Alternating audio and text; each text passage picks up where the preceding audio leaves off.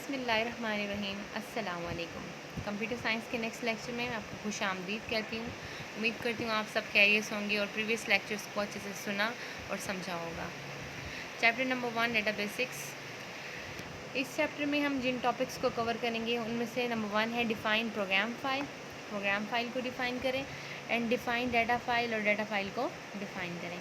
Previous lecture में हमने देखा था कि हमारे पास जो है वो मास्टर फाइल्स क्या हैं, ट्रांजैक्शन फाइल्स कौन ट्रांजैक्शन फ़ाइल क्या होती है, और साथ में ये देखा था कि हमने बैकअप फ़ाइल क्या होती है। ठीक है, आज इस क्वेश्चन को हम फॉलो करेंगे। उसमें है कि describe the file type from functional point of view. Previous question था हमारा describe the file type from usage point of view. आज हम जिस क्वेश्चन को कवर करेंगे वो है फंक्शनल पॉइंट ऑफ व्यू से फ़ाइल की कौन सी टाइप्स होती हैं उसको डिस्क्राइब करें। तो यहाँ पे बात ये होगी, पहले जो हमने फाइल्स पढ़ी थी वो यूजेज पॉइंट ऑफ व्यू से थी। अब हम जो पढ़ने जा रहे हैं वो है फंक्शनल पॉइंट ऑफ व्यू से। तो फंक्शनल पॉइंट ऑफ व्यू की जब भी हम बात करेंगे तो फंक्शनल पॉइंट ऑफ व्यू से फाइल्स को स्पेशल नेम दिया जाता है और साथ में उसको एक्सटेंशन दी जाती है। ठीक है, मतलब जब भी कोई भी फ़ाइल जो कि प्रोग्राम फ़ाइल होगी या डाटा फ़ाइल होगी उसको हम सेव करने जा रहे होंगे तो उन फाइल्स के साथ कोई ना कोई एक्सटेंशन लगाई जाएगी। जैसे .com, .dat ये एक्सटेंशन कहलाती हैं। डॉट के बाद के जो वर्ड्स होते हैं वो एक्सटेंशन कहलाते हैं। ठीक है, जैसे मैं कहती हूँ मेरी एक फ़ाइल है जिसका नेम है प्रोग्राम और साथ में मैं लिखती हूँ .dat। ठीक है, तो इट मीन्स वो कौन सी फ़ाइल है, वो फंक्शनल पॉइंट ऑफ व्यू की फ़ाइल है, लेकिन उसका नेम क्या है प्रोग्राम और उसकी एक्सटेंशन क्या है .dat।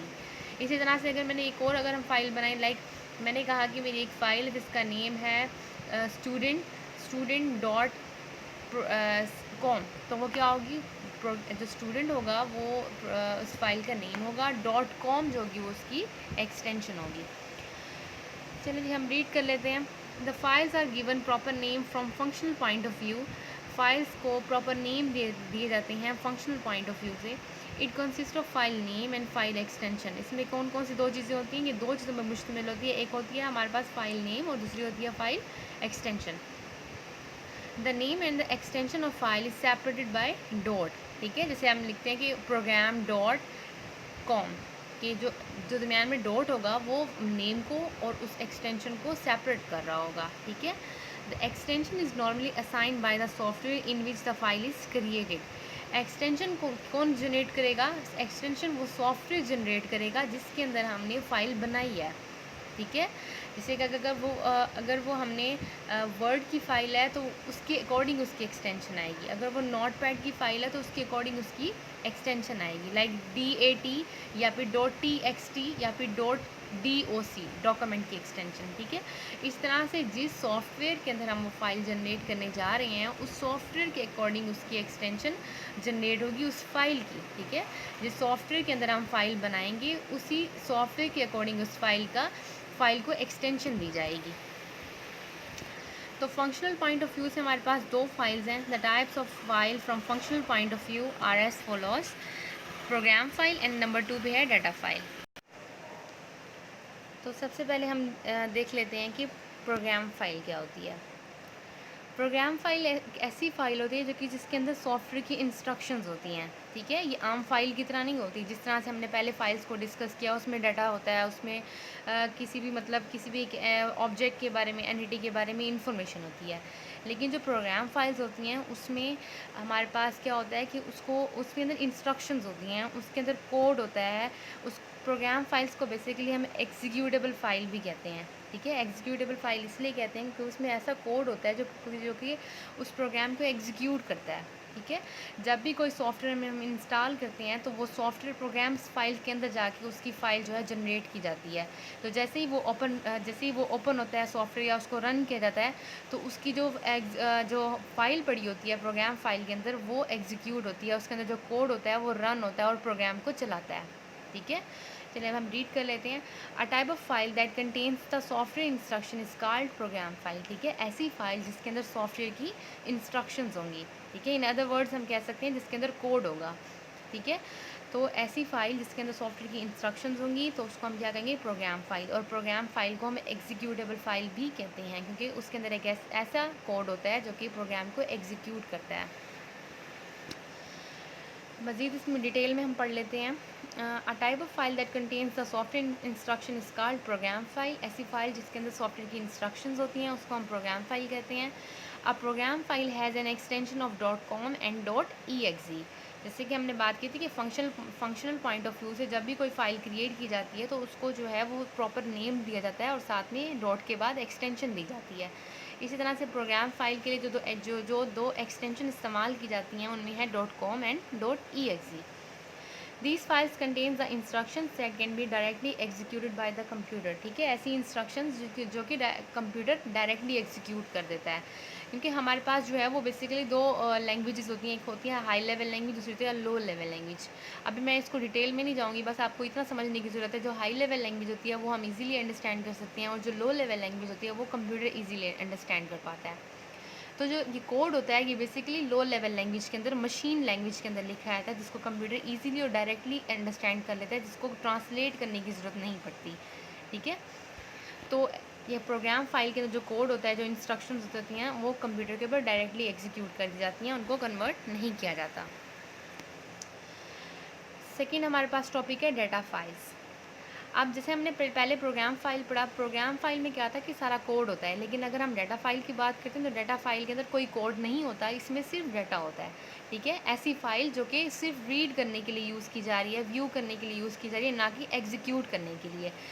ठीक है, इस फाइल के अंदर कोई कोड नहीं होगा, कोई इंस्ट्रक्शंस नहीं होंगी, इसमें सिर्फ डाटा होगा जो कि यूज़र्स के लिए होगा। A type of file that contains data is called data file. ऐसी फाइल जिसके अंदर डाटा होगा उसको हम क्या कहेंगे? डाटा फाइल कहेंगे। मज़ीद डिटेल में इसको पढ़ लेते हैं। जिस तरह से आपके पास ये सामने एग्जांपल में डाटा फाइल दिखाई गई है कि डाटा फाइल किस तरह की होती है। ठीक है, अच्छा जिस पॉइंट्स को देख लेते हैं।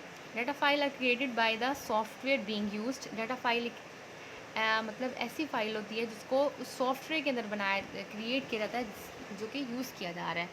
ठीक है, जिस सॉफ्टवेयर में हमने कोई भी, अगर फॉर एग्जांपल मैंने डॉक्यूमेंट राइट करना है तो मैं क्या करूँगी, मैं MS वर्ड को ओपन करूँगी और मैं उसके अंदर उस फाइल को बनाऊँगी। तो अब वो फ़ाइल किस में क्रिएट की जा रही है? उस सॉफ्टवेयर में बनाई जा रही है जिसमें मैंने इसको ओपन किया है, मैंने राइट किया है, फिर अब उस सॉफ्टवेयर की एक्सटेंशन उसको दी जाएगी, उस सॉफ्टवेयर का नाम उसको दिया जाएगा। Different software store data in data files using different formats. ठीक है, हर फॉर्मेट का मतलब होता है, मतलब एक स्टाइल, एक स्पेसिफिक वे किसी भी चीज़ को स्टोर करने के लिए। ठीक है, तो डिफरेंट सॉफ्टवेयर्स का अगर हम बात करें, मतलब मुख्तलिफ सॉफ्टवेयर की जो है वो स्टाइल मुख्तलिफ होता है, वो अपने फॉर्मेट के अकॉर्डिंग अपने वे, अपने तरीके में उसको फ़ाइल को स्टोर करते हैं। ठीक है, जैसे कि अगर मैं बात करूँ MS एक्सेल की, तो उसमें जो है वो फ़ाइल जो सेव होती है वो उसका फॉर्मेट डिफरेंट है। लेकिन अगर हम बात करें MS वर्ड की, तो उसमें जो फाइल स्टोर की, उसमें जो हमारे पास डाटा सेव होता है वो डिफरेंट स्टाइल का होता है, डिफरेंट फॉर्मेट का होता है। ठीक है, इसी तरह से पावर पॉइंट हो गया, इसी तरह से हमारे पास नोट पैड की फ़ाइल होगी। तो इस तरह से जितने भी हमारे पास डिफरेंट सॉफ्टवेयर होती हैं वो अपने लिहाज से, अपने फॉर्मेट के अकॉर्डिंग फ़ाइल को स्टोर करते हैं, उसके अंदर डाटा को सेव करते हैं। A data file generally open in the same software in which it is created। ठीक है, अब इस पॉइंट में क्या बताया गया है कि ऐसी फाइल जिस सॉफ्टवेयर के अंदर हमने इसको क्रिएट किया है वो उसी सॉफ्टवेयर के अंदर ही ओपन होगी। ऐसे नहीं होगा कि मैंने फ़ाइल तो MS एक्सेल में बनाई है लेकिन मैं उसको ओपन करना चाह रही हूँ MS वर्ड में। ठीक है, ऐसा नहीं होगा। जिस सॉफ्टवेयर के अंदर वो फाइल बनाई गई है उसी सॉफ्टवेयर के अंदर वो फाइल ओपन होगी। ठीक है, it can also be open in different formats which support the format of the file. और ये किसी और सॉफ्टवेयर में इस सूरत में ओपन होगी कि अगर वो सॉफ्टवेयर किसी दूसरे सॉफ्टवेयर के फॉर्मेट को सपोर्ट करता होगा।